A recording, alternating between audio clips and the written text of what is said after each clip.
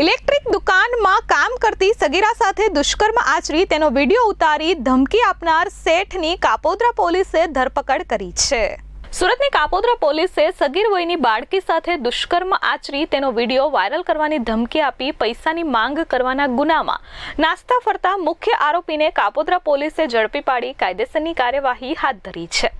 તારીખ 22/6/2025 રોજ ફરિયાદીએ તેમની દીકરી સાથે છેડતી, અડપલા અને દુષ્કર્મની ફરિયાદ નોંધાવી હતી।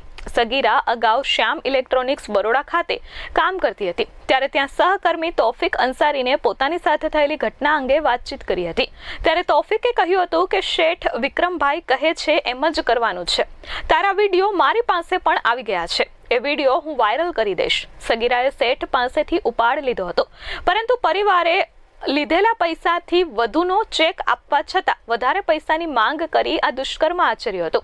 પોલીસે આ મામલે ફરિયાદ નોંધી આરોપી તૌફિક મોહમ્મદ ઇલિયાસ અંસારીની અગાઉ ધરપકડ કરી હતી જ્યારે આજે મુખ્ય આરોપી વિક્રમ જેઠાભાઈ ચાવડાની ધરપકડ કરી કાયદેસરની કાર્યવાહી હાથ ધરી છે। Bureau report S24 news Surat.